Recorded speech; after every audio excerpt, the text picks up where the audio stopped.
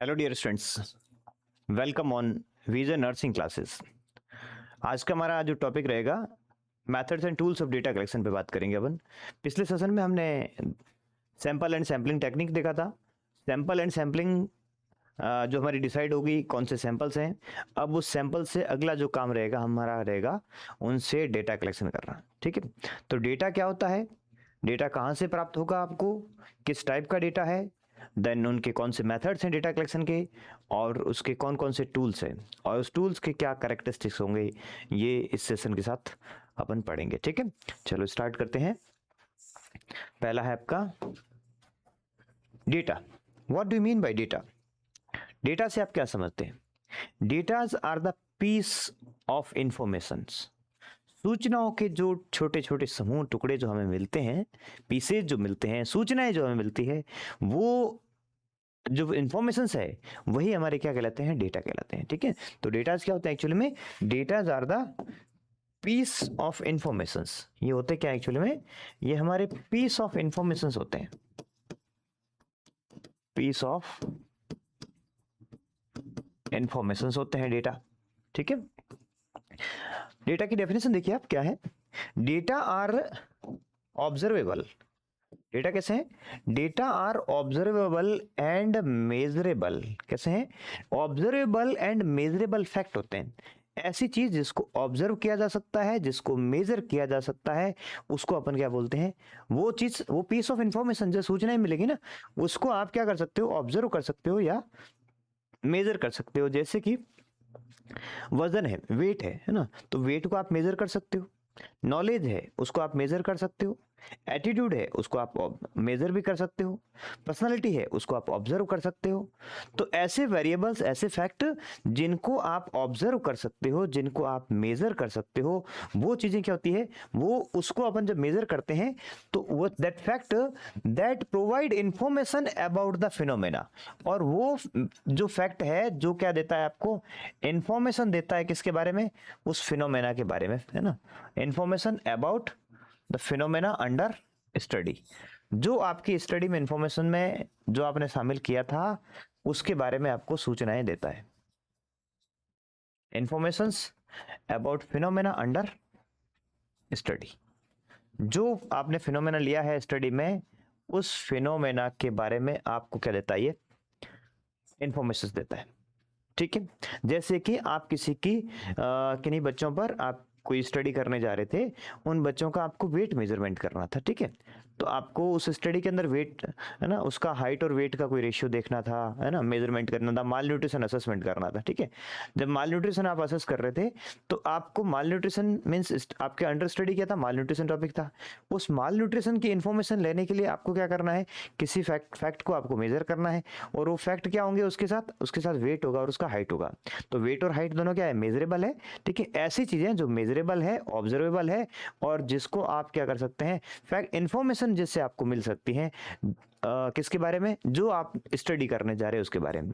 आपने सोचा जो वर्किंग हॉस्पिटल के अंदर जो स्टाफ है, उस स्टाफ का पर्टिकुलर किसी कंसेप्ट के बारे में अपन जानना चाह रहे थे, फिनोमेना के बारे में, उनका नॉलेज कैसा है। ठीक है, तो आप क्या करोगे? क्वेश्चन पेपर बनाओगे और क्वेश्चन पेपर से उसका नॉलेज असेस करोगे। ठीक है, तो ऐसे जो उसके जो उस क्वेश्चन पेपर में जो रिजल्ट आएगा उससे आप उसका नॉलेज पता कर लोगे। तो ऐसी चीज जिसको मापा जा सकता है, जिसको ऑब्जर्व किया जा सकता है, वो क्या कहलाता है? डेटा कहलाता है। ठीक है, और उससे आपको क्या मिलती है? सूचनाएं मिलती है, means piece of information you will get through data. ठीक है, उस डेटा से आपको सूचनाएं मिलती है किसके बारे में? एक किसी पर्टिकुलर फिनोमेना के बारे में जिसकी आप जानकारी चाह रहे थे। ओके, ठीक है, this is the data. Next है नीड फॉर डेटा। डेटा क्यों चाहिए? What is the need for data? आपको डेटा की क्यों जरूरत है? डेटा जो चाहिए, पहली चीज क्या है? डेटा की जो आवश्यकता क्यों है ना? डेटा की आवश्यकता है ना, मेजरिंग द वेरिएबल्स, है ना, या मेजरमेंट ऑफ वेरिएबल्स। तो डेटा क्या आपको क्यों चाहिए? डेटा आपको मेजरिंग द वेरिएबल्स। अगर कोई वेरिएबल्स है उसको मेजर करना है, मेजरिंग द वेरिएबल्स। है ना, कोई भी वेरिएबल्स जो वेरी करता है ना, जैसे height, weight, knowledge, attitude, everything, है ना, जो वेरी करता है पर्सन टू पर्सन, वो वेरिएबल्स होता है। और उस वेरिएबल्स को अगर मेजर करना है तो उसके लिए आपको क्या चाहिए, डेटा की आवश्यकता पड़ेगी, है ना। डेटा के बिना तो कैसे मेजर करोगे, उसको डेटा चाहिएगा आपका, किसी टूल को अप्लाई करके वहां से आप डेटा कलेक्शन करोगे, और उस डेटा के माध्यम से आप, जैसे आपने टेस्ट लिया है ना, क्वेश्चन पेपर दिया, टेस्ट लिया, तो टेस्ट में जो स्कोर आया वो क्या है, डेटा है। अब उस डेटा से आप क्या निकालोगे, उस नॉलेज को मेजर करोगे कि इस पर्टिकुलर के बारे में इस व्यक्ति का कितना नॉलेज है, ठीक है। तो आपको क्या चाहिए, जो डेटा की जरूरत कहाँ पड़ती है, किसी वेरिएबल को मेजर करना है तो उसके लिए चाहिए। आपने हाइपोथेसिस बनाई है, नल हाइपोथेसिस, है ना, रिसर्च हाइपोथेसिस आपने बनाई है। अब उन हाइपोथेसिस को अगर आपको टेस्ट करना है तो उसके लिए भी क्या चाहिए, डेटा चाहिए, जिसमें आप किसी दो वेरिएबल्स के बीच में आप रिलेशनशिप देख रहे थे, एसोसिएशन देख रहे थे कि उनके बीच में कोई एसोसिएशन है या नहीं है, ठीक है। उस सिग्निफिकेंट एसोसिएशन को देखने के लिए आपको हाइपोथेसिस टेस्ट करनी पड़ेगी, तो उसके लिए भी क्या चाहिए, आपको डेटा चाहिएगा, मींस टेस्टिंग हाइपोथेसिस। अगर आपको हाइपोथेसिस टेस्ट करनी है तब भी डेटा की जरूरत रहेगी, टेस्टिंग हाइपोथेसिस, ठीक है। अगर किसी सैंपल कैरेक्टरिस्टिक का आपको एक्सप्लेन करना है, उसके बारे में बताना है कि सैंपल कैरेक्टरिस्टिक को कैसा है, ठीक है ना। जैसे किसी पर्टिकुलर एरिया में आपको माल न्यूट्रिशन जैसे असेस कर रहे थे, तो उसमें बताना है कि इसमें माल न्यूट्रिशन है वो प्रिवलेंट है या नहीं है, ठीक है ना। तो उसको आपको एक्सप्लेन करना है, उन बच्चों को, अंडर 5 के बच्चों को उसके बारे में बताना था, तो उसके लिए भी तो क्या चाहिए, आपको डेटा चाहिएगा, है ना। किसी भी सैंपल कैरेक्टरिस्टिक के बारे में आपको एक्सप्लेन करना है तो पहले डेटा चाहिएगा, डेटा से आपको जो इन्फॉर्मेशन मिलेगी उनको आप इंटरप्रेट करेंगे और फिर आप क्या निकालेंगे, उसका मीनिंग निकालेंगे, ठीक है। तो आपको किसके लिए चाहिए, आपको, है ना, इसके लिए describing sample characteristic, describing sample characteristics. अगर आपको सैंपल के कैरेक्टरिस्टिक्स है ना, वो आपको अगर बताने हैं, एक्सप्लेन करने हैं, तो उसके लिए भी क्या चाहिए, आपको डेटा की आवश्यकता पड़ेगी, ठीक है। आपने कोई मैनिपुलेशन किया है, आपने क्या किया है, कोई मैनिपुलेशन, मैनिपुलेशन मींस आपने कोई इंटरवेंशन किया है, जैसे कोई पेन हो रहा था, आपने वहां पर कोई बॉडी मसाज की है, या फिर आपने कोई या कोई एनाल्जेसिक इंजेक्शन लगाया, कुछ दवाई लगाई है ना, तो उसके बाद उसका इफेक्ट आया कि नहीं आया, ठीक है। किसी चीज का इफेक्ट आप देख रहे थे, या फिर आपने नेस्टिंग की और नेस्टिंग के बाद आप बायोफिजियोलॉजिकल पैरामीटर्स थे, है ना, बच्चे में देख रहे थे, उसके हार्ट रेट, उसका रेस्पिरेटरी रेट, उसकी SpO2, ये सारी चीज देख रहे थे, उसके रिफ्लेक्सेस, ये सारी चीज देख रहे थे, ठीक है। तो उस पर कोई इफेक्ट आया है नहीं है, वो भी कहाँ से मिलेगा, आपको डेटा से मिलेगा, ठीक है। तो आपको अगर मैनिपुलेशन का इफेक्ट देखना है ना, चेकिंग इफेक्ट ऑफ मैनिपुलेशन, है ना, चेकिंग इफेक्ट ऑफ मैनिपुलेशन। अगर आपको मैनिपुलेशन का इफेक्ट देखना है तब भी आपको डेटा चाहिएंगे, चेकिंग इफेक्ट ऑफ मैनिपुलेशन, उसके लिए आपको डेटा की जरूरत पड़ेगी। आपको स्टैटिस्टिकल इन्फॉर्मेशन चाहिए, है ना, पॉपुलेशन सेंसस होती है, जो जनगणना होती है ना। कोई भी जैसे हॉस्पिटल के अंदर काम कर रहे हैं तो उसकी मिडनाइट सेंसस होती है, मींस कितने पेशेंट एडमिट है, कितने पेशेंट डिस्चार्ज हुए, कितने लामा हुआ है, ये सारी चीज़ है ना, किस डिजीज के कितने पेशेंट से, तो आपको स्टैटिस्टिकल इन्फॉर्मेशन लेनी है ना, स्टैटिस्टिकल इन्फॉर्मेशन आपको कलेक्शन करनी है ना, तब भी आपको डेटा की जरूरत पड़ती है, ठीक है। Statistical information, developing statistical information, developing, है ना, स्टैटिस्टिकल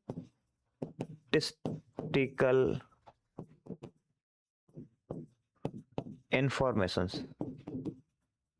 आपको स्टैटिस्टिकल इंफॉर्मेशन डेवलप करनी है, कलेक्ट करनी है, तब भी आपको डेटा की आवश्यकता रहेगी। और आपको कोई एम्पेरिकल एविडेंस, आपने कोई प्रैक्टिकल किया है और उसका कोई साक्ष्य देना है ना, उसका कोई एविडेंस देना है आपको, तब भी आपको डेटा की जरूरत पड़ती है। डेटा के बेस्ड आप क्या दे पाएंगे, लॉजिकल उसका एविडेंस है वो प्रेजेंट कर पाएंगे, है ना, फॉर एम्पेरिकल एविडेंस, है ना। कोई आपको एम्पेरिकल एविडेंस देना है तब भी डेटा की जरूरत रहती है, एम्पेरिकल एविडेंस।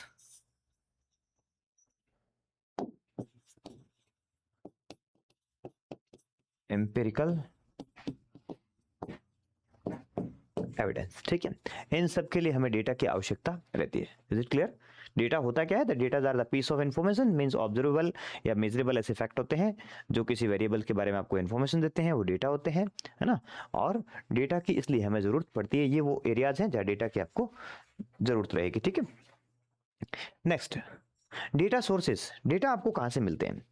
डेटा के दो सोर्सेज होते हैं, प्राइमरी सोर्सेज होते हैं, सेकेंडरी सोर्सेज होते हैं। प्राइमरी सोर्सेज जो होते हैं वो फर्स्ट हैंड इन्फॉर्मेशन होती है। ये कैसी होती है? ये जो होती है आपकी फर्स्ट हैंड इन्फॉर्मेशन होती है। ये फर्स्ट हैंड या ओरिजिनल इन्फॉर्मेशन होती है। कैसी होती है ये फर्स्ट हैंड या ओरिजिनल इन्फॉर्मेशन होती है, ठीक है। ये आपको ओरिजिनल सूचनाएं होती है। जो व्यक्ति इस डेटा को कलेक्ट करता है वही इसको राइट करता है, पब्लिश इसको वही करता है। मीन्स जो ये आपने क्या ली, डेटा कलेक्शन कहाँ से हुआ, है ना, डायरेक्टली फ्रॉम द पार्टिसिपेंट्स। आपने डेटा कहाँ से कलेक्ट किया? रिसर्चर था, उसने डेटा कलेक्शन कहाँ से किया? डायरेक्टली फ्रॉम द पार्टिसिपेंट, है ना। डेटा फ्रॉम, है ना, फ्रॉम, है ना, directly from participants, directly from participant. आपने सीधा पार्टिसिपेंट से अगर डेटा कलेक्शन किया है तो कौन सी हो? प्राइमरी सोर्स है, फर्स्ट हैंड इन्फॉर्मेशन है, ओरिजिनल है। मींस आप ही जो है पहली बार उस डेटा को कलेक्ट कर रहे हैं, तो प्राइमरी सोर्स जब उनसे आप ले रहे हैं तो, ठीक है। जैसे कि आपने क्वेश्चनिंग कर लिया, एग्जांपल आपने इंटरव्यू शेड्यूल या क्वेश्चनिंग के माध्यम से, है ना, एग्जांपल देखेंगे तो एग्जांपल आपने कोई इंटरव्यू कंडक्ट किया, है ना, तो आपको ही सीधा डेटा मिला ना, है ना। आपने कोई क्वेश्चनिंग किया, है ना, क्वेश्चनियर दिया आपने, आपने कोई क्वेश्चनियर दिया है तो भी डेटा सीधा आपने ही कलेक्ट किया ना, ठीक है। तो ये तो कौन सा मेथड हो गया? ये प्राइमरी सोर्स हो गया। अगर किसी और व्यक्ति ने, सेकेंडरी में क्या होता है, अगर किसी और व्यक्ति द्वारा डेटा कलेक्शन किया गया था और उस डेटा को आप रीड कर रहे हैं, उस डेटा को आप स्टडी कर रहे हैं, वहां से डेटा ले रहे हैं, कलेक्शन करने वाला कोई और था, है ना, किसी अनदर पर्सन के द्वारा डेटा कलेक्शन किए गए थे, तब वो क्या होते हैं? सेकेंडरी इन्फॉर्मेशन होती है, ठीक है। तो ये वो डेटा होते हैं जो सेकंड हैंड इन्फॉर्मेशन होती है। ये कैसे होते हैं? These are second hand informations. ये जो डेटा है वो होते हैं आपके सेकंड हैंड इन्फॉर्मेशंस। ये आपकी सेकंड हैंड इन्फॉर्मेशंस होती है, ठीक है। ये आपको कहां से मिलेंगे? ये पब्लिश्ड भी हो सकते हैं, अनपब्लिश्ड भी हो सकते हैं ना। जो किसी पब्लिकेशन के द्वारा, है ना, ये डेटा आपके पब्लिश्ड भी हो सकते हैं, और कुछ डेटा होते हैं वो अनपब्लिश्ड भी हो सकते हैं, है ना, जिनका पब्लिकेशंस नहीं हुआ है लेकिन डेटा कलेक्टेड है, ठीक है। तो पब्लिश डेटा हो सकते हैं, ये अनपब्लिश डेटा हो सकते हैं। एग्जांपल जैसे न्यूज़पेपर से मिल जाता है आपको, है ना, पब्लिश डेटा है, आपको कुछ गवर्नमेंट रिपोर्ट से मिल जाता है ना। एग्जांपल के तौर पे देखें आप, है ना, एग्जांपल, है ना, जैसे कोई गवर्नमेंट की कोई रिपोर्ट्स है ना, सरकार ने कोई डेटा कलेक्शन किया, उसकी रिपोर्ट हो गया, या कोई न्यूज़पेपर हो गया, है ना, कोई मैगजीन्स हो गई, ना, कोई पत्र पत्रिकाओं से आपको डेटा मिल गया, है ना, इंटरनेट से आपको मिल गया, ठीक है। ये डेटा क्या है? जो किसी और व्यक्ति के द्वारा कलेक्ट किया गया था और वहां से आप सूचनाएं ले रहे हैं, तो that time it called secondary data. Okay, तो प्राइमरी डेटा और सेकेंडरी डेटा से आप समझ गए होंगे। प्राइमरी जो होती है फर्स्ट हैंड इन्फॉर्मेशन होती है, सीधा आप पार्टिसिपेंट से कलेक्ट करते हैं। सेकेंडरी डेटा वो होते हैं जो किसी और ने कलेक्ट किए हैं और वहां से आप जो पब्लिश या अनपब्लिश डेटा है वहां से आप जो सूचनाएं ले रहे हैं, तो वो कौन सी होती है? सेकेंडरी डेटा होते हैं, ठीक है। तो these are the sources of data, primary source and secondary source, ठीक है। नेक्स्ट आता है डेटा कलेक्शन, है ना, डिसाइडिंग, ये डिसाइड करना, है ना, डिसाइडिंग अबाउट डेटा कलेक्शन। आपको डेटा कलेक्शन के बारे में डिसाइड करना, तय करना, निर्धारण करना, ठीक है। जो डेटा कलेक्शन का जो जो डिसाइड करते हैं, तो डेटा कलेक्शन डिसाइडिंग के अंदर 6 डब्ल्यूज होते हैं। क्या होते हैं इसके अंदर? इसके अंदर जो आएंगे वो आपके क्या आएंगे? 6 डब्ल्यूज, 6 डब्ल्यू आएंगे। 6 डब्ल्यूज कौन कौन से? देखिए 6 डब्ल्यूज है why, what, व्होम, when, where and who. Okay, आप ये जब डेटा कलेक्शन करने जाएं तो ये 6 डब्ल्यूज हैं वो डिसाइड होंगे। पहले चीज why, what are the objective of the data collection, why we are going to collect the data, objective of the data, है ना, सेट द ऑब्जेक्टिव, ठीक है। व्हाट इज द पर्पस, पहले ये डिसाइड कर लो कि आपके डेटा का ऑब्जेक्टिव क्या है या आपके डेटा का पर्पस क्या है, आप डेटा कलेक्शन क्यों करने जा रहे हैं, पहली चीज। ठीक है। Number 2, what type of information are you going to collect, है ना। टाइप ऑफ इंफॉर्मेशन, आपको किस टाइप के डाटा चाहिए ना, आपको किस टाइप के इंफॉर्मेशन चाहिए, आपको किस टाइप के क्वालिटेटिव है क्वांटिटेटिव है, आपको क्या टाइप की इंफॉर्मेशन चाहिए, है ना, वो आपको डिसाइड करना है। एंड देन फ्रॉम होम, है ना, आप किससे डेटा कलेक्शन करने जा रहे हैं, आप किन लोगों से ना, मींस पार्टिसिपेंट्स, कौन है आपके participants, from home you are going to collect the data, किससे आप डाटा कलेक्शन करने जा रहे हैं, मींस कौन है आपके पार्टिसिपेंट्स। ठीक है, जैसे आप या सब्जेक्ट आपके कौन से हैं, ठीक है, पार्टिसिपेंट या आपके सब्जेक्ट कौन होंगे इसमें डेटा कलेक्शन में। ठीक है।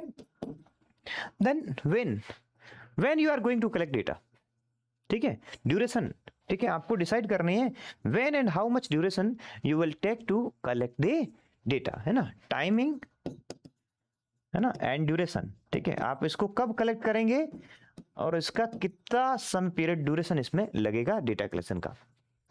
एंड देन वेयर, ठीक है, from where you collect data, आप कहां से डेटा कलेक्शन करेंगे, means setting of the study, है ना, आपको डिसाइड क्या करनी थी, सेटिंग ऑफ डेटा कलेक्शन, है ना, आपको डेटा कलेक्शन किस जगह पर करना है ना, ये आपको सैंपल्स किस जगह जो है वो आपको मिल जाएंगे, या कौन सी जगह जो होगी आपके लिए अप्रोप्रिएट होगी डेटा कलेक्शन की। And then last, who will collect data, है ना, डेटा कलेक्टर कौन होगा, डेटा कलेक्शन किसके द्वारा किया जाएगा, है ना, बाय होम, है ना, हु विल कलेक्ट, है ना।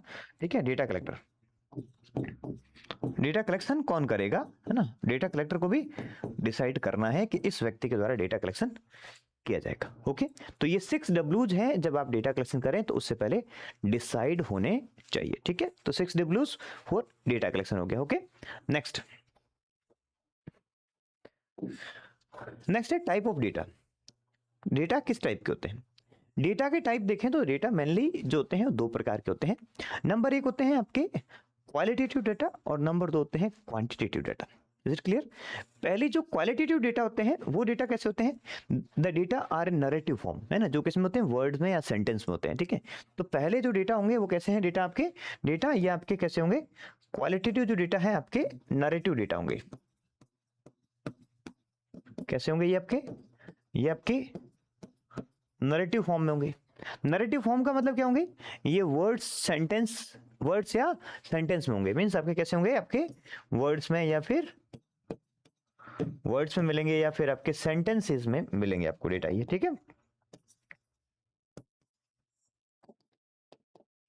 वर्ड्स या आपको सेंटेंसेस में ये डेटा मिलेंगे। ओके, दूसरे जो होते हैं क्वांटिटेटिव डेटा, जिनकी संख्या में क्वांटिटी होती है, मात्रा होती है। ठीक है, उन क्वांटिटेटिव डेटा जो होते हैं वो आपके न्यूमेरिकल फॉर्म में होते हैं। कैसे होते हैं ये डेटा होते हैं आपके न्यूमेरिकल फॉर्म में होते हैं, नंबर्स में होते हैं।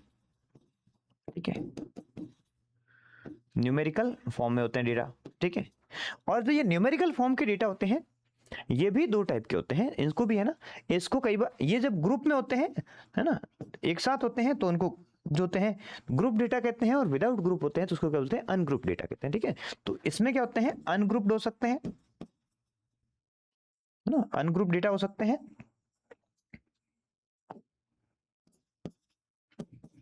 अनग्रुप डेटा हो सकते हैं, और दूसरे ग्रुप्ड हो सकते हैं। दूसरे कैसे हो सकते हैं, अगर डेटा ग्रुप में होते हैं तो ग्रुप्ड हो सकते हैं, और ग्रुप में नहीं होते हैं तो अनग्रुप्ड हो सकते हैं। ठीक है, तो अनग्रुप्ड और ग्रुप टाइप के डेटा सकते हैं। ग्रुप डाटा फिर 2 प्रकार का हो सकता है ना, अगर उसमें भी सिंगल यूनिट्स में कलेक्शन होता है तो वो डिस्क्रीट सीरीज होती है ना, डिस्क्रीट डेटा हो सकते हैं, और इसके साथ दूसरे क्या होते हैं, कंटिन्यूस डेटा हो सकते हैं ना, डिस्क्रीट डेटा और कंटिन्यूस डेटा वो हो सकते हैं। ठीक है, तो इसमें भी ग्रुप डेटा भी, जैसे अनग्रुप में देना, जैसे कि किसी का स्कोर आया ना, 10 बच्चों ने स्कोर किया है ना, 10 बच्चों ने एग्जाम दिया और उसके 20 में से नंबर आए, एक के 12, एक के 15, एक के 17, एक के 5, एक के 8, एक के 9, सबकी सिंगल डेटा है। ठीक है, कोई डेटा ग्रुप में नहीं है। ठीक है, क्लियर। दूसरा ये आया है ना कि आपके जो है वो ग्रुप डेटा में क्या किया, 5 बच्चे थे, उनके 8 नंबर आए, है ना, या फिर 8 नंबर थे वो 5 बच्चों के, देन 12 नंबर थे वो 5 बच्चों के आए, देन नेक्स्ट जो 14 नंबर थे वो 3 बच्चों के आए, 17 जो नंबर थे वो 2 बच्चों के आए, ठीक है। इस तरह से वो डेटा क्या हो इकट्ठा हो गया है ना, तो वो क्या हो गया ग्रुप्ड हो गया। लेकिन वो क्या है अभी देखो डिस्क्रीट है ना, 8 नंबर 12 नंबर 17 नंबर मीन्स वो भी क्या है अभी टुकड़ों में टूटा हुआ है, ठीक है। अगर इसको इंटरवल में बढ़ा देते कि 0 से 5 तक जो है वो स्कोर वाले 5 बच्चे हैं, 5 से 10 वाले है ना, 6 से 10 वाले 8 बच्चे हैं, 10 से 15 वाले 11 बच्चे हैं, ठीक है। और 15 से 20 वाले या 16 से 20 वाले 7 बच्चे हैं, ठीक है। तो ये क्या हो गया इस तरह से कोई इंटरवल में बन गया, तो वो क्या होता है इस तरह से कंटिन्यूस टाइप की सीरीज बन जाती है, ठीक है। तो ये भी डेटा क्या आपके मिलेंगे, न्यूमेरिकल फॉर्म होगी वो भी आपकी ग्रुप डेटा में और अनग्रुप में मिलेगी, ग्रुप डेटा फिर डिस्क्रीट और देन उसके बाद कंटिन्यूस सीरीज में हो सकता है, ठीक है। तो ये हो गया आपके टाइप ऑफ डेटा हो गए, ठीक है। तो क्वालिटी है ना, इनके एग्जांपल्स अगर देखें क्वालिटेटिव डेटा के एग्जांपल्स क्या होते हैं, क्वालिटेटिव डेटा में अगर आपके इसके एग्जांपल देखें है ना, इसके एग्जांपल क्या है क्वालिटी डेटा के, क्वालिटेटिव एग्जांपल जैसे अपने है ना, आपने किसी का पूछ लिया ब्लड ग्रुप क्या है, मैरिटल स्टेटस है ना, ये जैसे ब्लड ग्रुप ना, देन उसके बाद marital status, then sex, religion, है ना, ये सारे क्या है ना, जो किसमें मिलेंगे आपको नंबर में थोड़ी मिल रहे हैं, है ना, ये आपको वर्ड्स में ब्लड ग्रुप, ठीक है, आपको टाइप में मिलेगा, ठीक है ना, उसका कोई नंबर थोड़ी है, ठीक है। देन उसके बाद अगर इसकी बात करें क्वालिटेटिव डेटा की, तो इसमें आपको क्या हो सकता है जैसे कि नॉलेज, हाइट, वेट, है ना, बीपी, ये सारे किसमें मिलेंगे आपको, है ना। इसके एग्जाम्पल देखिए आप ना, जैसे कि आपने हाइट ले लिया कैसे का, वेट ले लिया, नॉलेज हो गया, ठीक है, आपने बीपी ले लिया, अपना हार्ट रेट ले ली, ये सारे क्या है, ये सारे जो है वो आपके क्वांटिटेटिव फॉर्म में होते हैं, ये आपके नंबर्स में होते हैं। Is it clear. तो टाइप ऑफ डेटा दो टाइप के, मेनली क्वालिटेटिव डेटा और क्वांटिटेटिव डेटा, और देन उसके सब टाइप्स ओके ओके। नेक्स्ट आता है अगला जो है आपके लेवल ऑफ डेटा।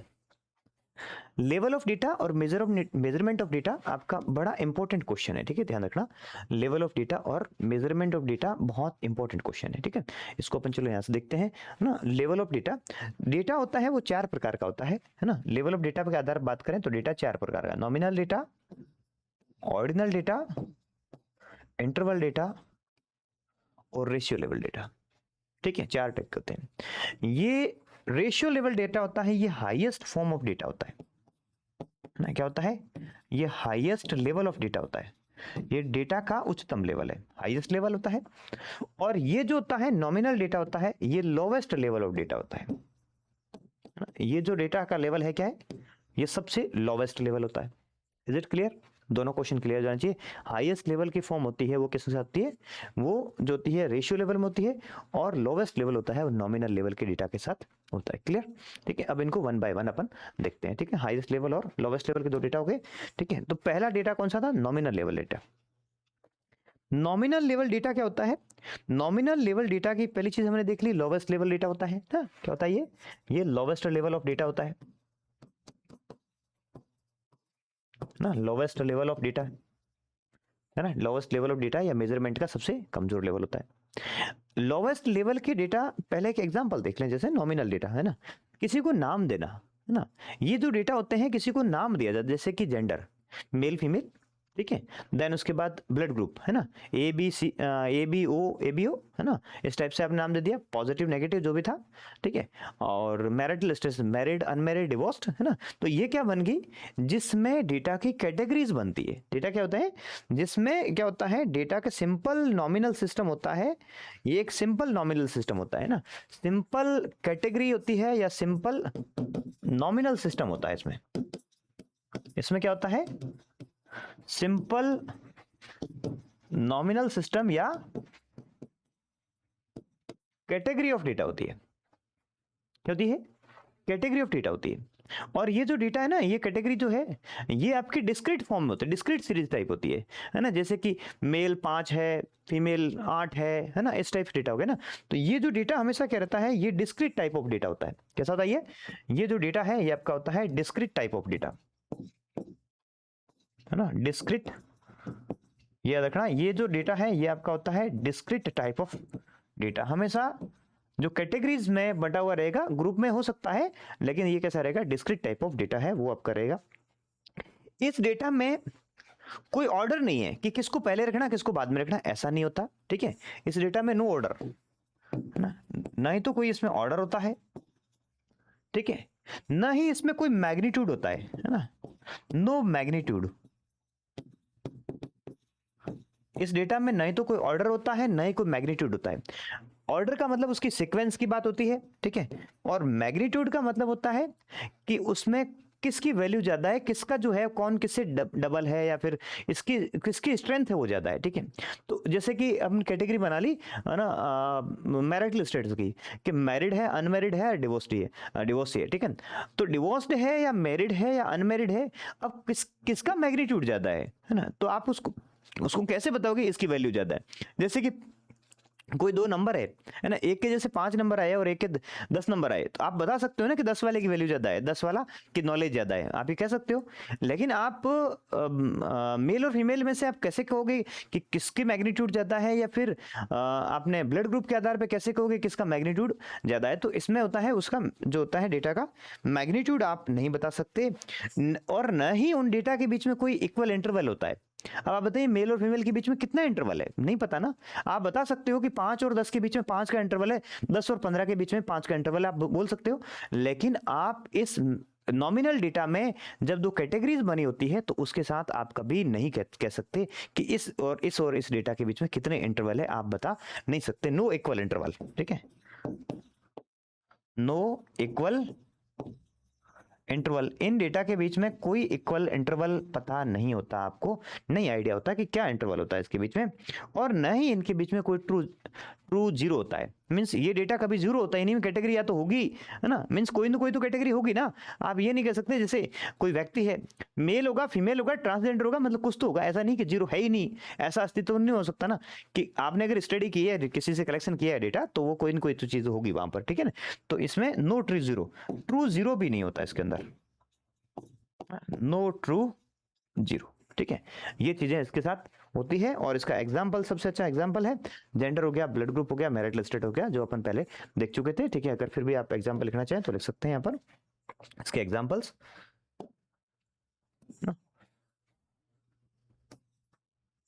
एग्जाम्पल्स जिसमें जेंडर,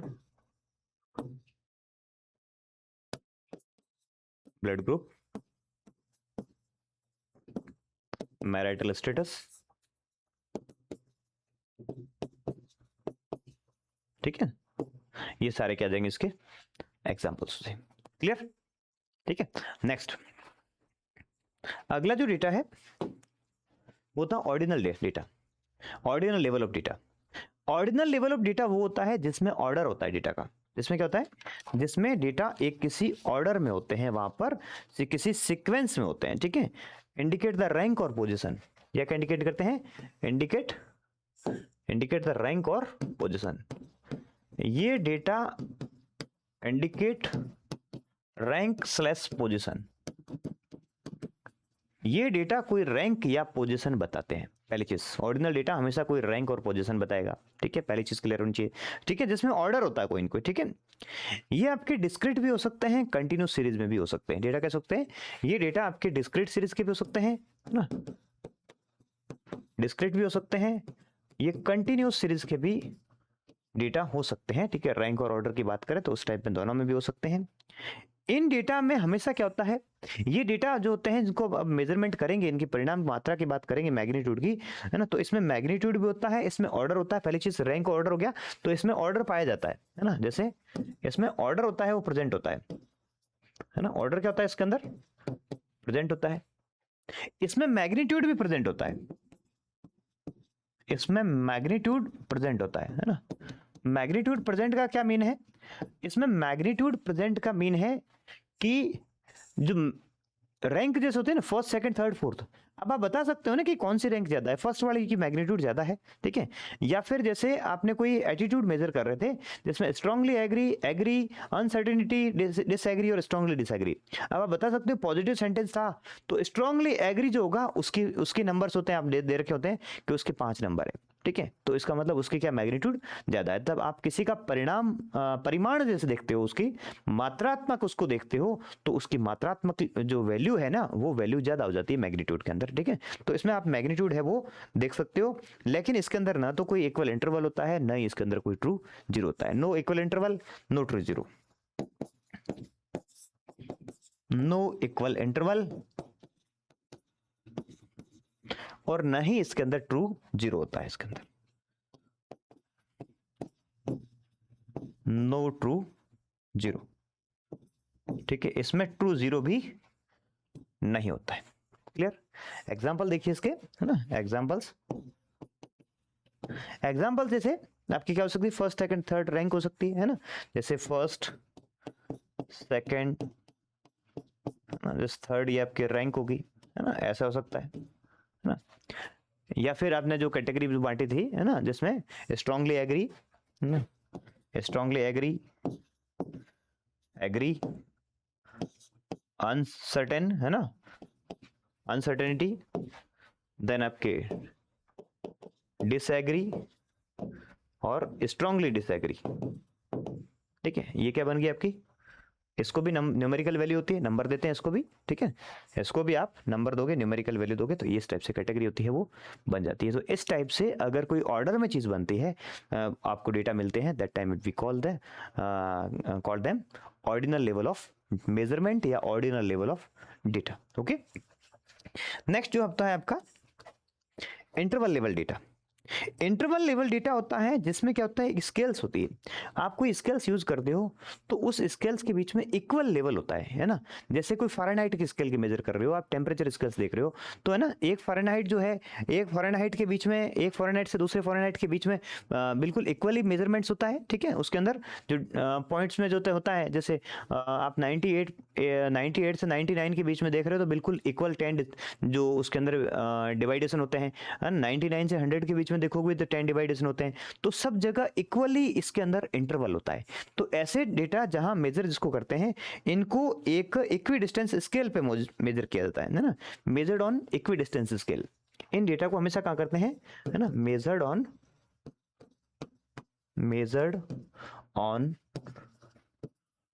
इक्वी डिस्टेंट स्केल। आप जिस स्केल पे मेजर कर रहे हैं वो स्केल क्या होती है, इक्वी डिस्टेंट की होती है, ठीक है। वो डिस्टेंट स्केल होती है, वो इक्वी डिस्टेंट की स्केल होती है।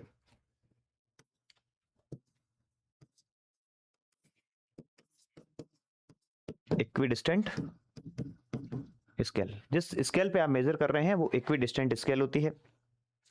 तो इसका मतलब क्या होगा, उनके बीच में इक्वल इंटरवल होगा। उन डेटा के बीच में क्या होगा, इसका मतलब है कि इक्वल इंटरवल होगा। इक्वी डिस्टेंस स्केल का मतलब ही है कि इक्वल इंटरवल उसके अंदर प्रेजेंट होगा, पहली चीज, ठीक है। क्लियर होगी, इसमें इक्वल डिस्टेंस होगी वो प्रेजेंट होगी इन डेटा के बीच में। इन डेटा में भी मेजरमेंट होगा, ठीक है। ये ऑर्डर में भी अरेंज होते हैं, ठीक है। ऑर्डर इसके अंदर प्रेजेंट होता है, डेटा एक ऑर्डर में होते हैं। इन डेटा का मैग्नीट्यूड प्रेजेंट होता है,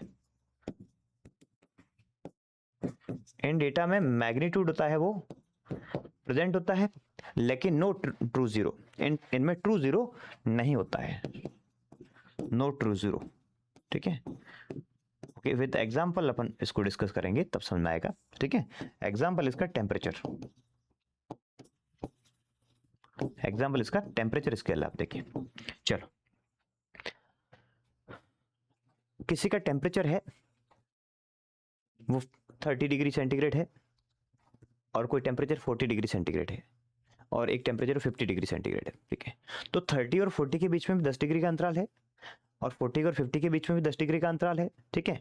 31 और 32 के बीच में देखोगे तो भी 1 डिग्री का अंतराल है, मींस 32 33 के बीच में देखोगे तो भी 1 डिग्री का अंतराल है, ठीक है। तो इंटरवल जो है वो इक्वल होता है, इसमें पहली चीज क्लियर होगी। अच्छा, ये आप कह सकते हो कि 40 डिग्री सेंटीग्रेड है वो 30 से ज्यादा है, ज्यादा गर्म होता है, ठीक है। आप ये बता सकते हो, मींस मैग्नीट्यूड होता है उसके अंदर, ठीक है। क्लियर है। ऑर्डर होता है कि 40 वाला ज्यादा है, उसके बाद 30 वाला आप इसको ऑर्डर में रख सकते हो, ये भी होता है उसके अंदर। अब आता है कि उसके अंदर ट्रू जीरो नहीं होता। अभी तक जैसा देख रहे थे कि ट्रू जीरो नहीं होता, जैसे पहले वाले के अंदर बात की थी उसमें भी ट्रू जीरो किसी में नहीं था, ठीक है। तो इसमें ट्रू जीरो नहीं होता, इसका सेंस क्या है? किसी टेम्परेचर की बात करो कि अगर मान लिया 0 डिग्री सेंटीग्रेड टेम्परेचर है, तो 0 डिग्री का क्या मीन हुआ कि 0 डिग्री का मतलब ये नहीं है कि वो टेम्परेचर है ही नहीं, टेम्परेचर तो है ना 0 डिग्री भी, ठीक है। माइनस में भी तो टेम्परेचर होता है ना, है ना, -10, 5, 15, 20 जो भी माइनस में भी टेम्परेचर होता है ना। तो 0 डिग्री टेम्परेचर का मतलब टेम्परेचर है ही नहीं, ऐसा नहीं है, टेम्परेचर है, वो टेम्परेचर का एक मेजरमेंट है 0, ठीक है। तो एग्जैक्टली मीन्स जहां पर शून्य जो हो जाता है ना, मीन्स शून्य का मतलब कुछ भी नहीं है, नो वैल्यूज मीन्स कोई वैल्यू ही नहीं है, ऐसा नहीं है। 0 डिग्री अपने आप में वैल्यू रखता है वहां पर, ठीक है। तो ऐसी स्केल्स जहां पर ट्रू जीरो नहीं होता है लेकिन सारी इंटरवल में अरेंज होते हैं, तो उसको अपन क्या कहते हैं, ये जो कहलाती है। अच्छा, एक चीज और होती है कि मैग्नीट्यूड तो होता है इसके अंदर, ठीक है, कौन सी वैल्यू ज्यादा है, लेकिन एग्जैक्टली जो मैग्नीट्यूड जैसा आपको रेशियो लेवल में मिलेगा ना, वैसा यहाँ नहीं मिलेगा। हालांकि फिर भी इसके अंदर मैग्नीट्यूड होता है, बस एक चीज होती है इसमें ट्रू जीरो होता है, वो नहीं होता है, ठीक है। नेक्स्ट होता है अगला आपका आएगा, नेक्स्ट वन है ना, रेशियो लेवल डेटा है ना, ये हाईएस्ट लेवल ऑफ डेटा है। अब ये हाईएस्ट लेवल ऑफ डेटा है, ये पहली चीज आपने पहले ही देख ली थी ना, ये आपकी हाईएस्ट लेवल ऑफ डेटा है। दूसरी, इसमें ऑर्डर होता है, ऑर्डर इसके अंदर प्रेजेंट होता है ना, ऑर्डर इसके अंदर प्रेजेंट होता है। इक्वल इंटरवल इसके अंदर प्रेजेंट होता है, मैग्नीट्यूड इसके अंदर प्रेजेंट होता है, मैग्नीट्यूड इसमें भी प्रेजेंट होता है, ठीक है, ओके। इक्वल इंटरवल प्रेजेंट होता है, मैग्नीट्यूड प्रेजेंट होता है। एक एग्जांपल से देखते हैं इसका, एग्जांपल देखिए आप, वेट है ना, एग्जांपल जैसे वेट और हाइट है ना, आप किसी का वेट ले रहे थे या किसी का हाइट ले रहे थे, वेट एंड हाइट। अब किसी एक बच्चा है जिसका वेट 20 किलो है, एक का है 40 किलो, ठीक है। अब आप रख भी सकते हो, इनको ऑर्डर में भी रख सकते हो, इनके बीच में इक्वल इंटरवल भी होता है ना, जैसे 10 से 20, 20 से 30, 30 से 40 के बीच में इक्वल इंटरवल है, या 20 से 21, 21 से 22 के बीच में इक्वल इंटरवल है, ठीक है। देन उसके बीच में अगर पॉइंट्स में देखेंगे, ग्राम में देखेंगे, तब भी तो बराबर इक्वली डिस्टेंसेस है ना, तो इक्वल इंटरवल होता है इसके अंदर। मैग्नीट्यूड होता है, आप कह सकते हो इसमें एग्जैक्टली मैग्नीट्यूड ऐसा होता है, आप ये कह सकते हो कि जो रेशियो में रख सकते हो इसको, है ना, ये रेशियो लेवल का डेटा है, तो रेशियो लेवल में इसका मैग्नीट्यूड रेशियो में मेजर कर सकते हो, जैसे कि 20 किलो और 40 किलो, तो आप ये कह सकते हो कि 40 किलो होता है ना, वो 20 का 2 गुना है, डबल है उससे, कह सकते हो ना, ठीक है, कि वो 2 टाइम्स है, ठीक है। अगर आप 20/40 को रखो तो आप 1/2 की फॉर्म में रख सकते हो ना, उसको डिवाइड कर सकते हो ना, ठीक है। लेकिन आप जैसे टेम्परेचर था, आप ये नहीं कह सकते कि जो 40 डिग्री सेंटीग्रेड टेम्परेचर है वो 20 डिग्री सेंटीग्रेड का दुगुना है, आप इंटरवल में ऐसा नहीं कह सकते वहां पर, ठीक है। दुगुना है आप नहीं कह सकते, आप पता नहीं उसकी इंटेंसिटी 20 वाले की कितनी थी और 40 वाले की कितनी थी, उसकी इंटेंसिटी में डिफरेंस है, ठीक है। वो एक मेजरमेंट स्केल्स हो सकती है, लेकिन वो उसका डबल हो गया ये नहीं कह सकते। जैसे कि टाइम पीरियड होता है ना 2 बजे और 4 बजे, है ना, जैसे कि दिन के 2 बजे और दिन के 4 बजे, आप ये थोड़े कह सकते हैं कि 4 बजे वाला टाइम है 2 बजे का दुगुना टाइम है, ऐसा तो नहीं हुआ ना, ठीक है, क्योंकि टाइम तो पता नहीं कब से चला आ रहा है ना। तो ऐसी जो स्केल्स होती है जिसके अंदर आप जो है वो डबल नहीं कह सकते या फिर उसको रेशियो लेवल में नहीं कह सकते, वो तो क्या होते हैं, इंटरवल डेटा होते हैं। लेकिन आप ये कह सकते हो कि वेट इसका दोगुना है, ठीक है। आप ये कह सकते हो हाइट, एक बच्चे की हाइट थी वो 75 सेंटीमीटर थी, दूसरे की थी वो 150 सेंटीमीटर थी, आप कह सकते हो कि वो उसका दोगुनी हाइट थी, ठीक है। एक बच्चे की हाइट या उसकी 75 वाले की क्या थी, 150 वाले की आधी हाइट थी, ठीक है। एक बच्चे की 75 थी, एक दूसरे की 100 थी, आप उसको रेशियो में रख सकते हो, 3/4 में रेशियो में रख सकते हो उसको। ऐसे डेटा जिसको आप रेशियो में प्रेजेंट कर सकते हो, that time we call the ratio level data, उनको अपन रेशियो लेवल डेटा कहते हैं। यहां ट्रू जीरो होता है वो पाया जाता है, ठीक है, यहां पर ट्रू जीरो होता है वो प्रेजेंट होता है ना। ट्रू जीरो क्या होता है इसके अंदर प्रेजेंट होता है, ये इसकी खास इंपॉर्टेंट चीज है, ठीक है। अगर किसी का वेट 0 है, मीन्स वेट नहीं है तो नहीं है, फिर मीन्स वेट नहीं है, किसी कोई चीज ऐसी हो सकती है जो वेट लेस हो सकती है ना, वेट लेस हो सकती है, मास 0 नहीं हो सकता, वेट 0 हो सकता है ना। वेट जीरो हो सकता है, मास जीरो नहीं हो सकता, ठीक है। तो ऐसी चीज जो जीरो में बिल्कुल हो सकती है, जिसको मेजर किया जा सकता है, ठीक है, तो वो ट्रू जीरो यहाँ पर इसके अंदर पाया जाता है। ये हाईएस्ट लेवल ऑफ डेटा होता है, ठीक है। मैं इसको एक एग्जांपल के साथ कंपेयर करके दे दूं आपको, है ना। एक कंपैरिजन देखिए, इन लेवल ऑफ डेटा का आप कंपैरिजन देखिए, लेवल ऑफ डेटा का आप कंपैरिजन देखिए, है ना। कोई 4 बच्चे हैं, है ना, कोई नेम मैं आपको बता रहा हूँ, 4 बच्चे हैं, है ना। इज द राम, मोहन,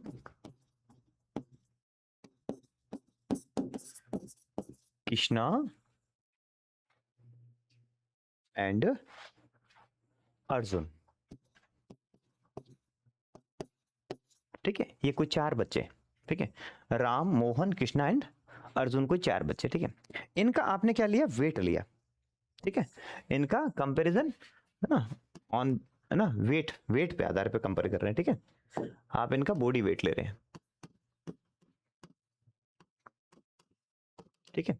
तो इनका जो आपने वेट लिया,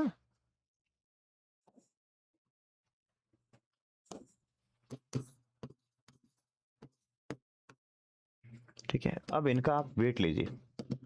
तो राम, मोहन, कृष्णा और अर्जुन, इनका वेट था वो 66, 68, 62, 70, है ना। वेट इन केजी जो है ना, किलोग्राम में, है ना। तो इनका था, इसका था 66, 68, 72, 66, 68, 72 और 62, ठीक है। ये इनका वेट ले लिया। अब ये जो वेट है ना, ये आपका क्या है, ये रेशियो लेवल डेटा है। ऐसे डायरेक्टली आपने लिया ना, ये जो वेट है ये आपका रेशियो लेवल है, ये आपका रेशियो लेवल डेटा है। सीधा वेट ले लिया ना आपने, वेट इन केजी, है ना। वेट इन केजी जो आपके ये वेट है केजी में, ये आपका रेशियो लेवल डेटा सीधा सीधा। दूसरा आपका क्या हो जाएगा, इंटरवल, ठीक है। अब इंटरवल लेवल डेटा में कैसे होता है ना, इसी चीज को अगर इंटरवल में लिखना हो ना, इसी चीज को अगर इंटरवल में लिखना हो तो इंटरवल में कैसे लिखेंगे कि अपर और लो उस डिस्टेंस के बीच में कितना अंतराल है ना। हाईएस्ट और लोवेस्ट की फॉर्म की अगर बीच बात करें, है ना, h माइनस एक्स की अगर बात करें कि हाईएस्ट से उसकी वैल्यू कितनी कम है, ठीक है। तो हाईएस्ट इसमें कितना 72 है ना, 72 है। तो 72 से ये कितना इसके बीच में डिफरेंस है, 72 और इसके बीच में अगर डिफरेंस देखेंगे तो ये कितना है, टोटली आपको ये कितना मिल जाएगा, 6 का डिफरेंस मिल जाएगा। कितना मिल जाएगा आपको, 6 का, है ना, सॉरी 72 नहीं, सॉरी 72 है ना, 6 का डिफरेंस मिल गया, ठीक है। देन 68 और इसके बीच में देखेंगे तो कितना डिफरेंस मिलेगा, 68 और इसके बीच में डिफरेंस देखेंगे तो आपको 4 का डिफरेंस मिल गया, कोई डाउट नहीं है, ठीक है। दूसरा आपका क्या है, 72 है तीसरा, 72 के बीच में देखेंगे तो आपको क्या मिलेगा, है ना, 72 और इसके बीच में देखें हाईएस्ट 72 ही है, तो 72 में 72 के 0 हो गया, ठीक है। देन 72 और 62 के बीच में देखें कितना डिफरेंस है, 10 का डिफरेंस है ना। तो ये जो इंटरवल है उनके बीच में कितना इंटरवल है किसी डेटा के बीच में, that time it called the interval level data, ठीक है। नेक्स्ट आता है आपका ऑर्डिनल लेवल डेटा, है ना, ऑर्डिनल। अब ऑर्डिनल वेट में रखो, सबसे ज्यादा किसका है ना, फर्स्ट रैंक पे कौन आ गया, आपका कृष्णा आ गया। सेकंड रैंक पे कौन आ गया, है ना, मोहन आ गया, है ना। थर्ड रैंक पे कौन आ गया, राम आ गया। और फोर्थ रैंक पे कौन आ गया ना, अर्जुन आ गया। तो आप इस टाइप से डेटा रख दिया तो ये क्या हो गया आपका ऑर्डिनल लेवल डेटा हो गया। और लास्ट कौन सा हो गया, लास्ट आपके नॉमिनल हो गया, है ना।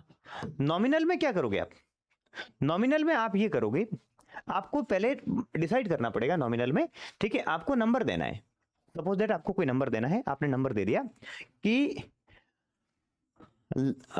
जो less than sorry less than 65 है उसको हम 1 नंबर देंगे, है ना, उसको हम क्या देंगे, 1 नंबर देंगे।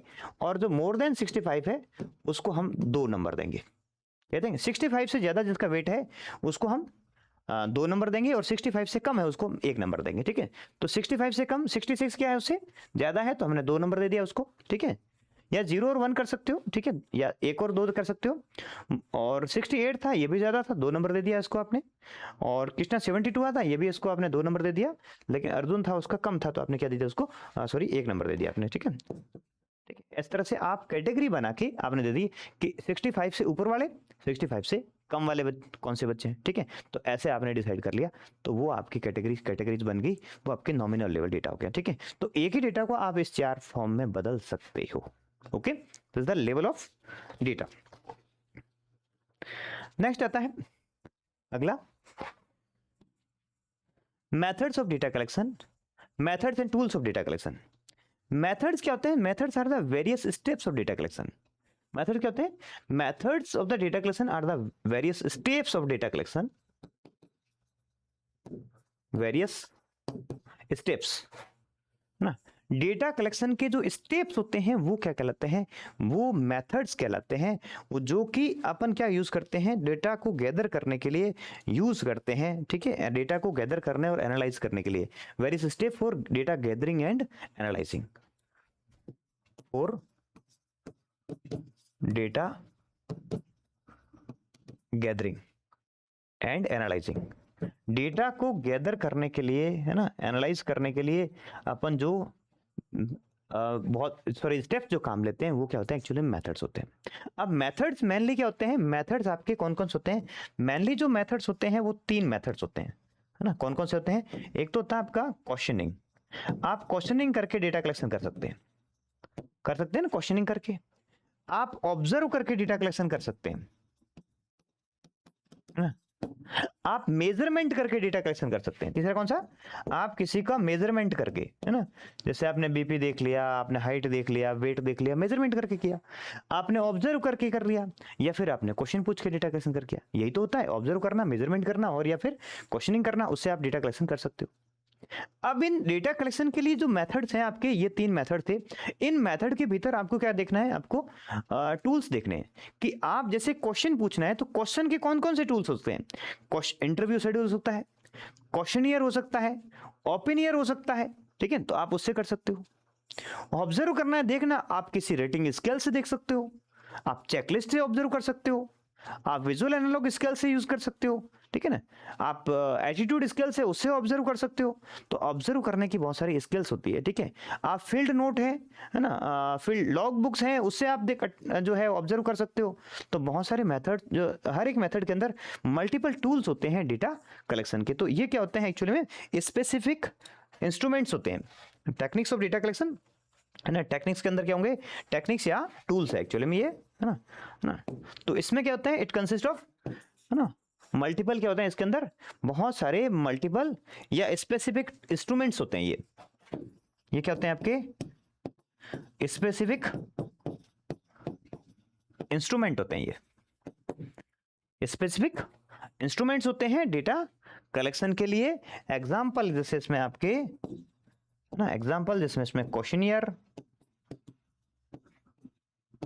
ना, आपके चेकलिस्ट, रेटिंग स्केल्स, है ना, ये सारी क्या आ जाएगी इसके भीतर? आपकी टूल्स के रूप में आ जाएगी डेटा कलेक्शन के लिए, जो स्पेसिफिक हर एक मेथड के भीतर होते हैं। एक मेथड के अंदर बहुत सारे मल्टीपल टूल्स होते हैं, वो सकते हैं जिससे आप डेटा कलेक्शन कर सको, ठीक है। नेक्स्ट है अगला ना, मेथड्स एंड, है ना, कंटिन्यू मेथड्स एंड, इसकी एक टेबल्स दे लेते हैं कि कौन कौन से मेथड्स हैं और कौन से इसमें टूल्स होते हैं डेटा कलेक्शन के, ठीक है। चलो पहला तो एक हेडिंग डाल देते हैं, मेथड्स एंड, है ना, methods and tools of data collection. Okay, methods and tools of data collection.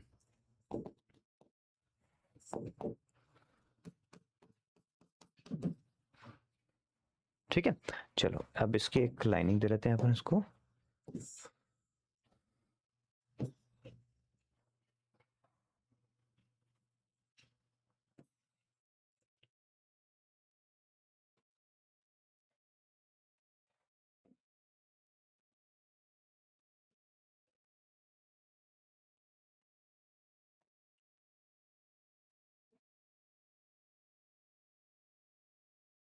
Okay, चलो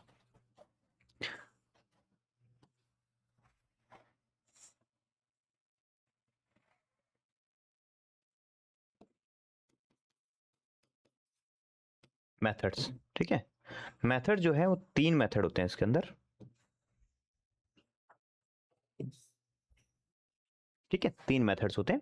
पहला जो मेथड है वो आपके कौन सा है? क्वेश्चनिंग।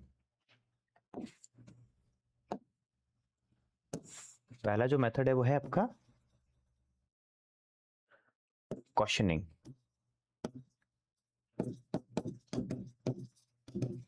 दूसरा जो मेथड है वो होता है आपका ऑब्जर्वेशन। और जो तीसरा जो मेथड होता है वो होता है आपके मेजरमेंट। ठीक है, 3 मेथड होते हैं, क्वेश्चनिंग, ऑब्जर्वेशन एंड मेजरमेंट। अब क्वेश्चनिंग के अंदर टूल्स क्या होंगे? इसके अंदर टूल्स या आपके इंस्ट्रूमेंट क्या होंगे? क्या काम लोगे आप? इंस्ट्रूमेंट ना। तो इसके अंदर टूल्स और इंस्ट्रूमेंट की अगर बात करें तो इसमें क्या क्या होंगे? तो इसमें जो टूल्स होंगे आपके इंटरव्यू शेड्यूल, क्या हो सकता है? इंटरव्यू हो सकता है, क्वेश्चनियर हो सकता है, क्या हो सकता है? कि क्वेश्चनियर हो सकता है, आपके ओपिनियर हो सकता है जिसमें ओपिनियन पूछी जाती है। क्वेश्चनियर हो सकता है, ओपिनियर हो सकता है, तो ये इसके अंदर क्वेश्चनिंग मेथड हो सकता है। देन उसके बाद ऑब्जर्वेशन। अब ऑब्जर्वेशन में क्या क्या हो सकती है? ऑब्जर्वेशन के अंदर आपकी चेकलिस्ट हो सकती है, रेटिंग स्केल्स है वो हो सकती है ना। ऑब्जर्वेशन में आपके रेटिंग स्केल्स हो सकती है, रेटिंग स्केल है वो हो सकती है, चेकलिस्ट हो सकती है। ठीक है, इसके अंदर आपके एनेक्डोट्स हो सकती है,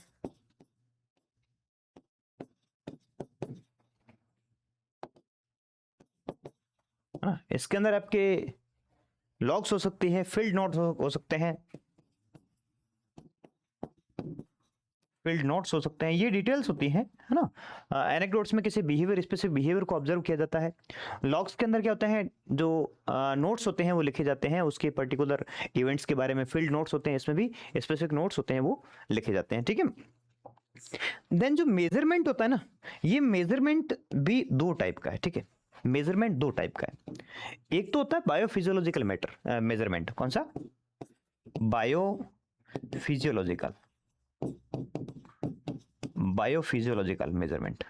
ठीक है, मेनली जो है एक तो बायोफिजियोलॉजिकल मेजरमेंट होता है जिसके अंदर आप height, weight, BP, pulse, X-ray वगैरह ये सारी चीजें होती है। ठीक है, बायोफिजियोलॉजिकल का। दूसरा जो होता है वो आपके होता है प्रोजेक्टिव टेक्निक। कौन सा होता है? प्रोजेक्टिव टेक्निक होते हैं, प्रोजेक्टिव टेक्निक, जिसमें आप साइकोसोशियल या साइकोलॉजिकली कंसेप्ट को कोई मेजर करना होता है ना, तो उसमें प्रोजेक्टिव टेक्निक काम में लेते हैं। ठीक है, इसके अंदर बहुत सारे प्रोजेक्टिव टेक्निक के टेस्ट होते हैं। इसके अलावा कुछ और होते हैं, है ना। अदर में अगर देखें तो एक और होते हैं, है ना। इसमें अदर्स की बात करें तो इसमें क्या होते हैं? क्यू सॉर्ट्स होते हैं, क्यू सॉर्ट्स होते हैं, विग्नेट्स होते हैं। ठीक है ना, ये इसके अदर मेथड्स हैं। क्यू सॉर्ट्स होते हैं, विग्नेट्स होते हैं, ये इसके अदर जो मेथड्स होते हैं किसमें? आपके टूल्स ऑफ डेटा कलेक्शन होते हैं। ठीक है, इनको अपन सबको एक एक करके डिस्कस करेंगे, कौन कौन से मेथड का क्या कैसे यूज होता है, यूटिलाइज होता है, इसकी अपन बात करेंगे। ठीक है, क्लियर है। नेक्स्ट देखिए अगला,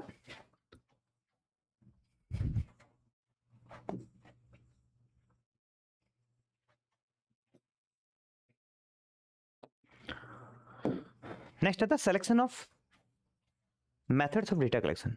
आप कौन सा जो है मेथड्स है डेटा कलेक्शन का आप चूज करेंगे, ये किस पर निर्भर करेगा? कौन से जो आप सिलेक्शन का क्या क्राइटेरिया रखेंगे डेटा कलेक्शन के लिए, आपको कौन सा मेथड चूज करना है? सिलेक्शन ऑफ द टूल और selection of the method of the data collection, इसको डिसाइड करने के कुछ इसके बेसिस हैं, कुछ क्राइटेरिया मींस कुछ बेस होते हैं जिनके आधार पर अपन चूज करते हैं। नंबर 1 होता है nature of phenomena under study. पहली चीज, आप किस फिनोमेना को स्टडी करने जा रहे हैं, है ना। The nature of phenomena, nature of phenomena under study, आपने किस फिनोमेना को आपने स्टडी के अंदर लिया है। जैसे कि आप किसी का नॉलेज ले रहे हो, आप किसी की प्रैक्टिस असेस कर रहे हो, या किसी का एटीट्यूड देख रहे हो, आपको लिकट स्किल लेनी पड़ेगी, प्रैक्टिस के लिए आपको चेकलिस्ट लेनी पड़ेगी, या फिर नॉलेज के लिए आपको क्वेश्चनियर लेना पड़ेगा, कोई सर्वे जानना है किसी का तो आपको उसके लिए इंटरव्यू जो है वो, किसी का ओपिनियन जाननी है तो आपको इंटरव्यू शेड्यूल करना पड़ेगा, ठीक है ना। तो आप कौन सा टूल कहाँ में लोगे ये डिपेंड करेगा आप किस फिनोमेना को स्टडी करने जा रहे हैं, नेचर ऑफ फिनोमेना पे डिपेंड करेगा आपका टूल। नंबर 2, रिसर्च सब्जेक्ट, है ना, किस पे डिपेंड करेगा, रिसर्च सब्जेक्ट्स पे, है ना, मींस पार्टिसिपेंट्स पे। जो रिसर्च के अंदर आपके जो पार्टिसिपेंट्स है ना, उन पर भी डिपेंड करेगा। अगर आप पार्टिसिपेंट्स की बात करें कि वो अगर आप किसी के साइकोलॉजिकली चीज को साइकोलॉजिकली डिस्टर्ब्ड है या मेंटली रिटार्टेड है, अब उस पर कुछ असेस करने जा रहे हैं तो उसके लिए आपको डिफरेंट टूल चाहिएगा। आप वेल लिटरेट पे करने जा रहे हैं तो डिफरेंट टूल चाहिएगा। मीन्स पार्टिसिपेंट पे बहुत कुछ डिपेंड करेगा आप पार्टिसिपेंट की क्या चीज असेस करने जा रहे हैं और वो पार्टिसिपेंट किस नेचर का है, ठीक है, किस चीज को। बच्चा है तो उसके लिए अलग चाहिएगा, बड़ा है तो उसके लिए अलग टूल चाहिएगा, ठीक है। तो ये उस पर भी डिपेंड करेगा, रिसर्च सब्जेक्ट्स पे भी डिपेंड करेगा आपका, ठीक है। Then research, type of research study, आपकी स्टडी का टाइप क्या है, टाइप ऑफ रिसर्च स्टडी, जो स्टडी आपने कर रहे हो वो किस टाइप की है। टाइप ऑफ रिसर्च स्टडी आपकी क्वालिटेटिव स्टडी है, मींस अप्रोच क्या है आपकी, क्वालिटेटिव अप्रोच है या फिर क्वांटिटेटिव अप्रोच है। अब क्वालिटेटिव अप्रोच है तो आपको इन डेप्थ इंटरव्यू करना पड़ेगा, फोकस्ड ग्रुप इंटरव्यू करना पड़ेगा, ठीक है। और अगर क्वांटिटेटिव स्टडी है तो फिर आप दूसरा मेथड काम में ले सकते हो, ठीक है। तो उस पर भी ये डिपेंड करेगा आपके रिसर्च के स्टडी पर भी, है ना, किस टाइप की है। Then purpose of research study, आपका पर्पज क्या है, पर्पज ऑफ रिसर्च किस पे डिपेंड करेगा, ये पर्पज ऑफ रिसर्च। आप जिस चीज का रिसर्च करने जा रहे हैं उसका पर्पज क्या है, आप क्यों करने जा रहे हैं, है ना, उसका पर्पज आपका क्या है। आप कोई एक्सप्लोरेशन करना चाह रहे हैं या फिर आप कोई कोरिलेशन करना चाह रहे हैं, आप क्या चीज देखना चाह रहे हैं। आपको किसी चीज को एक्सप्लोर करना है डिटेल तो आपको इन डेप्थ इंटरव्यू करना पड़ेगा। आप किसी का कोरिलेशन करने जा रहे हैं तो आपको स्ट्रक्चर्ड जो है वो मेथड है वो यूज करना पड़ेगा, ठीक है। तो आपको डिपेंड करेगा कि आप किस पर्पज से करने जा रहे हैं, आप कोरिलेशन देख रहे हैं या फिर कोई एक्सप्लोर कर रहे हैं या फिर कोई जो है एक्सपेरिमेंट कर रहे हैं, उस टाइप से आपको वो मेथड से वो चूज उसका डेटा कलेक्शन का काम में लेना पड़ेगा। Then size of samples, sample size, sample size पे भी डिपेंड करेगा। अगर सैंपल साइज बहुत बड़ा है, बहुत बड़ा है तो उसके लिए फिर क्या करना पड़ेगा, बहुत बड़े सैंपल साइज में फिर आप जो है ना इंटरव्यू नहीं कर सकते, तो फिर आपको स्ट्रक्चर्ड मेथड है वो काम लेना पड़ेगा, क्वेश्चनियर काम लेने पड़ेंगे, है ना। और अगर आपका सैंपल साइज छोटा है, स्मॉल साइज है, तो आप क्वेश्चनियर से काम चला सकते हो। सैंपल साइज छोटा है तो आप ऑब्जर्वेशन से काम चला सकते हो, इंटरव्यू से काम चला सकते हो, ठीक है। लेकिन बड़ा है तो फिर आपको क्वेश्चनियर काम लेना पड़ेगा या कोई दूसरा मेथड है उससे आपको डेटा कलेक्शन करने पड़ेंगे। तो सैंपल साइज पर भी ये डिपेंड करता है, ठीक है। नेक्स्ट है डिस्ट्रीब्यूशन ऑफ टारगेट पॉपुलेशन, है ना।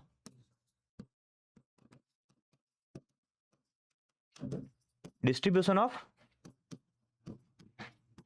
टारगेट पॉपुलेशन, आपकी जो टारगेट पॉपुलेशन है वो कहां तक डिस्ट्रीब्यूटेड है, कहां तक फैली हुई है। टारगेट पॉपुलेशन अगर बहुत वाइड एरिया में है तो फिर वहां पर अगर डेटा कलेक्शन करना है तो वहां क्वेश्चनियर आपको कैसे भेजने पड़ेंगे, वहां पर क्वेश्चनियर जो है वो गूगल फॉर्म से, मेल से वहां भेज के कर सकते हो। लेकिन अगर छोटे एरिया में है ना, तो फिर आप वहां पर बाई हैंड क्वेश्चन पेपर दे सकते हो, वहां पर आप इंटरव्यू कंडक्ट कर सकते हो, ठीक है। तो वहां उस पर भी निर्भर करेगा। Then time frame of study, आपके पास टाइम फ्रेम कितना है, टाइम फ्रेम ऑफ स्टडी आपको कितने टाइम में करनी है। आपको शॉर्ट टाइम में करनी है तो फिर स्ट्रक्चर्ड मेथड काम लेना पड़ेगा, और अगर आपको लॉन्ग टर्म में है तो अनस्ट्रक्चर्ड मेथड है वो काम ले सकते हो ना। तो टाइम फ्रेम में भी पर भी निर्भर करेगा। Then literacy level of subjects, जो आपने सब्जेक्ट चूज किए हैं उनके लिटरेसी लेवल पे भी निर्भर करेगा। अगर वो लिटरेट हैं, पढ़े लिखे हैं, तो आप क्वेश्चन पेपर दे सकते हो। नहीं पढ़े लिखे हैं तो फिर आपको इंटरव्यू प्लान करना पड़ेगा, उनकी लोकल लैंग्वेज में प्लान करना पड़ेगा, ठीक है। तो आपको लिटरेसी लेवल पर भी उसके डिपेंड करेगा। Then availability of resources and manpower, availability of resources and manpower. आपके पास मैन पावर कितना है, रिसोर्सेज कितने हैं, उस पर डिपेंड करेगा। अगर आपके पास अच्छे रिसोर्सेज हैं, मैन पावर है, तो आप बड़ी स्टडी कंडक्ट कर सकते हैं, उसके अंदर आप लार्ज सैंपल साइज ले सकते हैं, आप अलग टाइप का जो है वो काम ले सकते हैं, इसके अंदर यूज कर सकते हैं जो चाहें इसमें। लेकिन अगर आपके पास नहीं है, सोर्सेज नहीं है, तो फिर आप कोई स्ट्रक्चर्ड सेट जो है वो करके उसको ऐसे जिसमें कम से कम खर्चा है उस टाइप का आप यूज करेंगे टूल इसके अंदर, ठीक है। And last one, researcher knowledge level and competency, ठीक है। Researchers knowledge level and competency.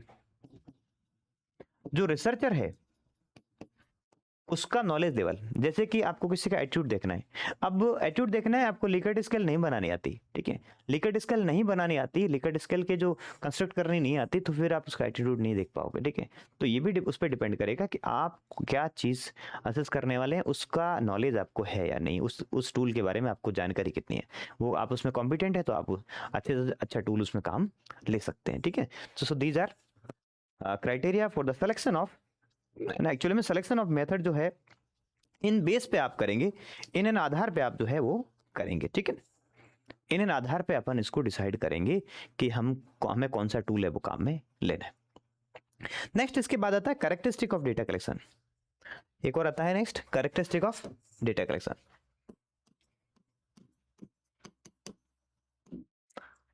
है ना। Characteristics of tools,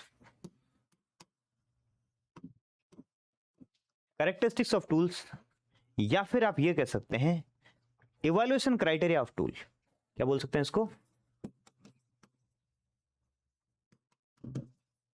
evaluation criteria of tools. जो आपने टूल्स काम लिए उनको इवैल्यूएट करना, उन टूल्स को जो आपने काम में लिए हैं उन टूल्स को इवैल्यूएट करना,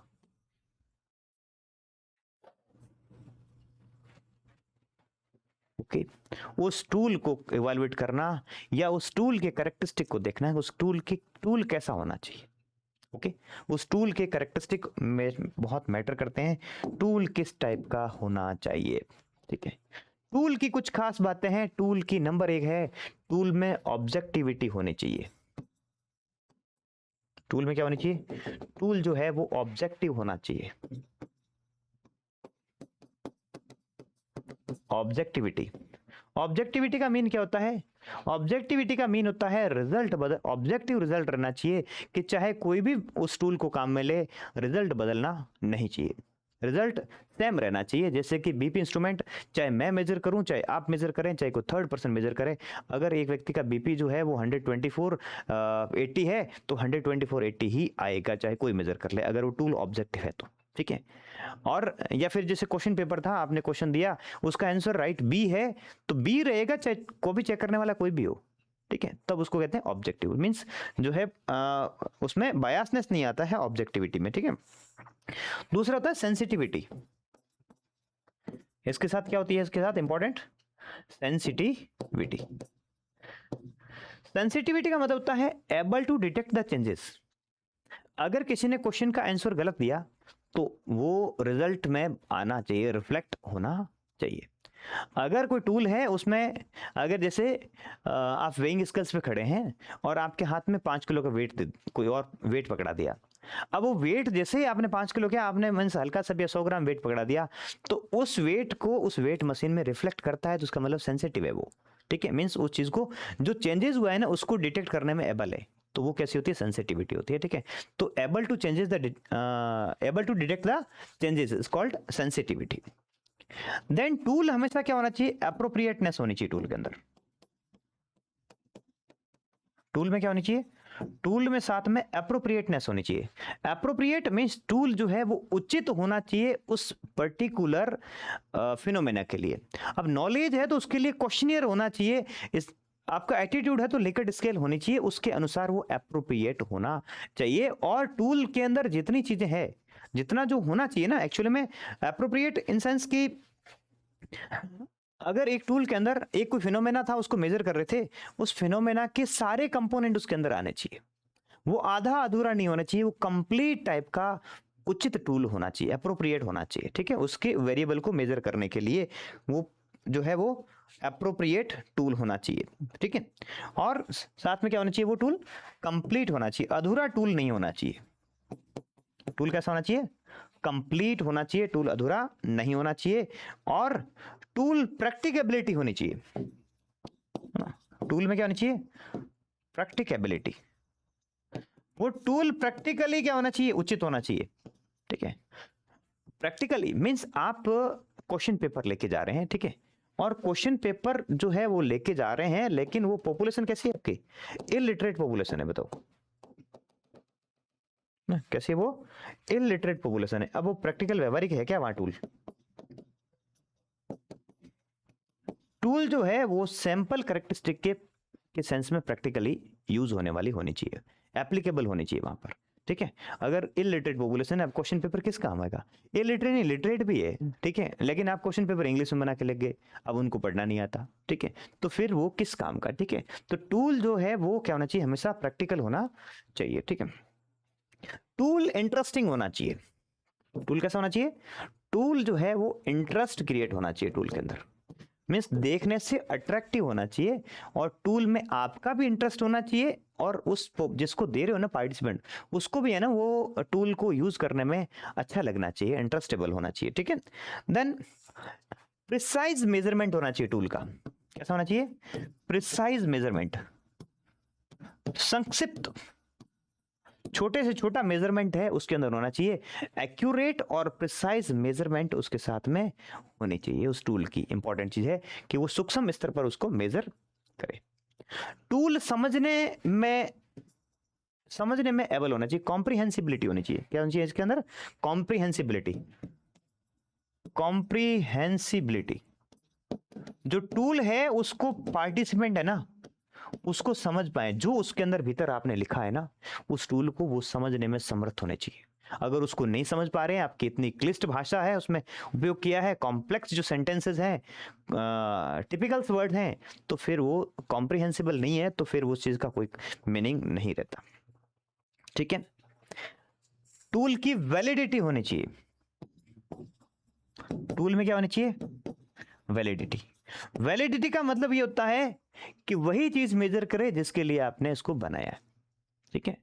tool measures what is intended to be measure, what is suppose to be measures, what is claim to be measures.